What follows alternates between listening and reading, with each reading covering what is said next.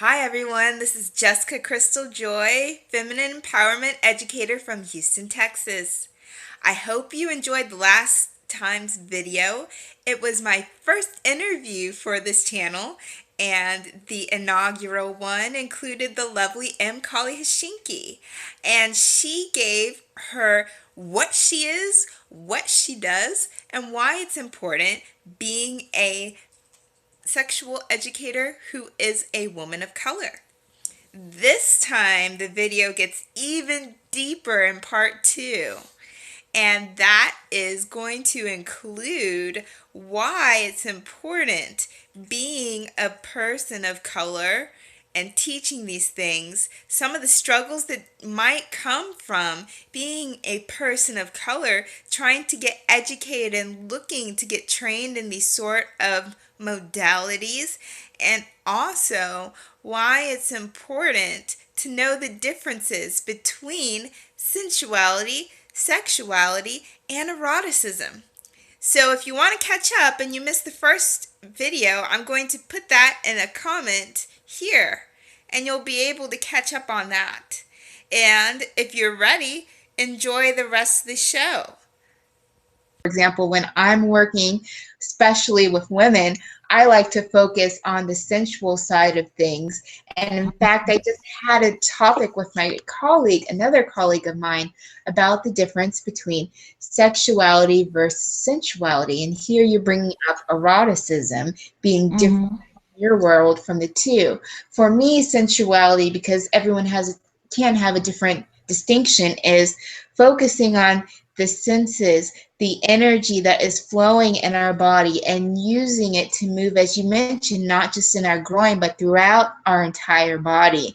And instead of just the actual stimulation that comes from our sexual organs, but the sensations and playing with it and being hyper aware of it in all of our body. So that's how I define sensuality. I would love to hear how you differentiate that between eroticism, maybe. Well, I also teach, in addition to my one-on-one sessions, I also teach online and in-person erotic breathwork. And I often, when I'm doing those classes, I often start out asking people to think about what they feel like the differences between those three are and how they are not related. And then I offer them my definitions. And as I always say, like, if something in what I'm saying works for you, feel free to take it, and if it doesn't work for you, feel free to ignore it. So I define the sexual as that which is pleasing to or stimulating of the genitalia, and the sensual is things that are pleasing to or stimulation of any of the five senses, and that the erotic is things that are pleasing to or stimulation of the spirit. And when those three things come together, the experience, is off the chart. It's the way that we connect to the divine. But you can certainly have sex that doesn't feel very sensual, and you can have erotic experiences where your soul is just inflamed, but you're not actually, having sex or having your genitalia stimulated. So one of the reasons that I feel like it's important to separate those out is I feel like a lot of time, especially for women, but for folks of all genders, a lot of times what we're really craving is something to stimulate our senses or something to stimulate our spirit. Particularly when we're talking about stimulating our senses, we have skin hunger. We hunger for touch. And as adults in many cultures and in this Western culture, unfortunately, once we get to a certain age, society says that the only time we can get touched is by other adults when we're having sex. So being able to tease that out, say like, okay, so now I'm understanding what the sensual is, so I'm not going to pursue sexual stimulation when I'm really clear that what my body needs is sensual stimulation, or I'm really clear that what my being craves right now is erotic stimulation, so I'm going to look for that and not try to find it in sensual or sexual stimulation. That maybe that's not actually what I want. That's why I think it's so important to tease those three apart. And I love that. And that's another reason why I think doing the work that we do in our own unique way is important, because as you mentioned, a lot of us in the Western culture have very low education about this. The more vocabulary we have, the more we get to experience and explore what we like and what we don't like, makes us Mm-hmm. master lovers, makes us in a more authoritative way of our world, and can have better output because Mm-hmm. we are better at what we're searching for input. And so Mm-hmm. into that, one of the parts of the Western culture, as both of us are people of color, women of color, our scope on sexuality can be Mm-hmm. smaller. Why do you think it's so important for you, or a person of color, to be out there promoting all of this and to connect with our culture? Oh wow, that's another really deep question. So I'm gonna split that up into two.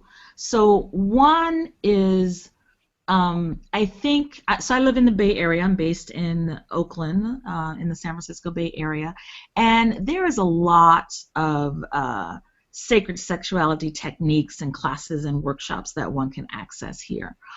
Often, many of the techniques that are actually taught are techniques that come from traditions that are countries where people of color originate, were indigenous. So they're Taoist traditions that come from China, or they're tantric traditions that come from India, or there are traditions that come from the indigenous folks of the Americas.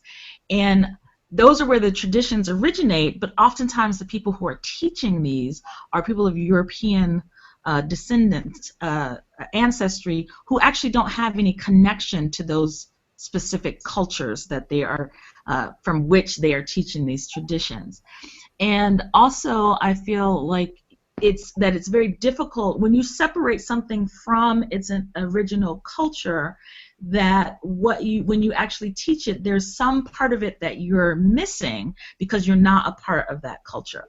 And I also think that in the United States, at least, since that's where I'm from, where I have the most experience, a lot of the folks that are teaching these particular techniques, as I said, are white folks who unfortunately do not actually have a very strong analysis of either racism or white skin privilege, and because of that, they don't understand the ways in which racism in this country, in this culture, actually affects the sexuality of people of color. There's a way in which sexuality and racism come together, and we become part of our oppression has to do with the ways in which our sexuality is used to oppress us specifically. The black woman who's animalistic during sex, or the Asian woman who's supposedly naturally sexually submissive, or the fiery hot Latina. There are ways in which we are sort of doubly marginalized and oppressed at the place where our sexuality and racism meet. And so being a person of color and then going to these classes where I'm often the only person of color, often the only black person, I just don't feel like that some of the messages that come out really speak to what have to struggle to have an authentic sexuality. Because you talk about how the black community is often very Christian. There's also a way that we police ourselves. You don't want to look too wild in front of white people because they already expect or think that we are X, Y, and Z. So there's a way that we police ourselves, and we police other black people around our sexuality. So I think it's very important for me as a woman of color, as a black woman, to be out there being an educator, having access to knowledge, spreading it, and also being, I'm not going to say a role model, but an example of what it means to try to have an authentic sexuality, to live an authentic sexual expression in spite of the forces that would try to objectify me through my race and through my gender, and try to use my sexuality against me. I mean, we can see so clearly in American society right now the way, the war on women's bodies, the ways in which projections about black women in particular are used, oh, the welfare queen, or the person who, is having too many abortions is often pictured as a black woman, because this society is very afraid of women's sexuality, and even more so afraid of black women's sexuality. So I think it's important that to be a black woman sharing this kind of information. And also, I have made a conscious, or I often make conscious decisions to place myself in spaces that are primarily white, because there's content there that I want to get.